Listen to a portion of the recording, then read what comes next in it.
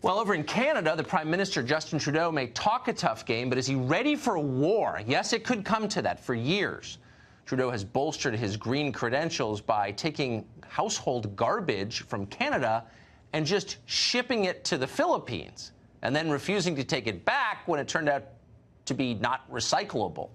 The Philippines is getting pretty annoyed by this. President Rodrigo Duterte just told Trudeau that he has 1 week to stop sending garbage to the Philippines, or it's war, literally. I'll give a warning to Canada maybe next week that they better pull that thing out, or I will set sail. Canada will declare war against them. Okay, this could turn out to be a war, the Great Garbage War of 2019. How will it end up? Stephen LeDrew is a former president of the Liberal Party of Canada, and he joins us tonight. Mr. LeDrew, thanks very much for coming on. So let me just good to be with you. Make the obvious point. Justin Trudeau, woke, sensitive Justin Trudeau, is sending garbage to the Philippines. How racist is that? I don't think it's racist at all. I mean, it's out of sight, out of mind. We send garbage to Michigan all the time. We have Again, for years and years. Yeah. Well, I don't think that's racist sent to Michigan. Obviously, somebody in the Philippines said when they were receiving it, we will take this garbage. You're going to pay us to take it, and they're doing so. Later on, they changed their mind. Just to clarify, in the United States, yes, when we don't like something, we just call it racist. It doesn't have to be actually racist, but that's just so you know how we talk now. So it's just that's racist means Tucker, I don't like it. Okay, but Tucker, we aren't worried at all about war because we live next to you.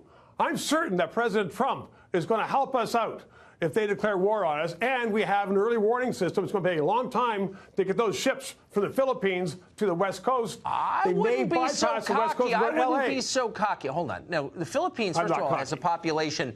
They're actually, the population of military-age men in the Philippines is equal to the entire population of Canada.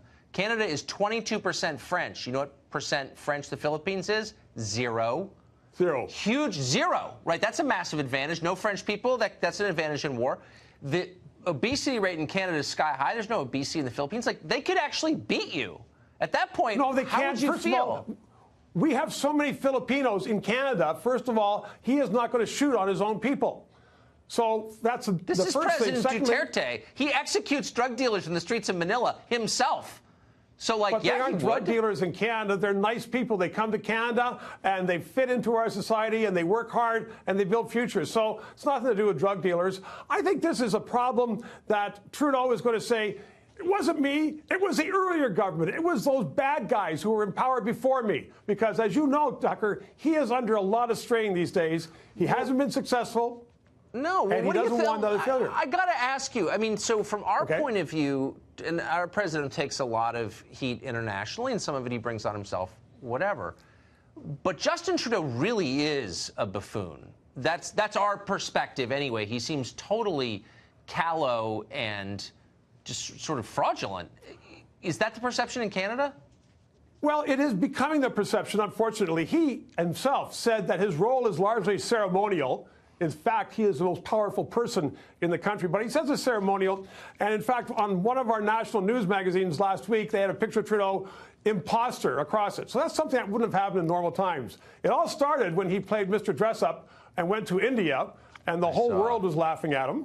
You remember that. I remember very well. That's why I was shocked that he would send his garbage to the Philippines. A struggling third world country needs more Canadian garbage? I mean, it just seemed so insensitive. And that seemed like, I don't know, that seemed like a form of colonialism, garbage colonialism. I don't think it's a question of insensitivity. You know, Tucker, our prime minister is very, very sensitive. Why is he sending his hair gel bottles to Manila? It just seems like white privilege to me. I'm just throwing that out there. Stephen, great to see you tonight. They made a lot of money, Tucker.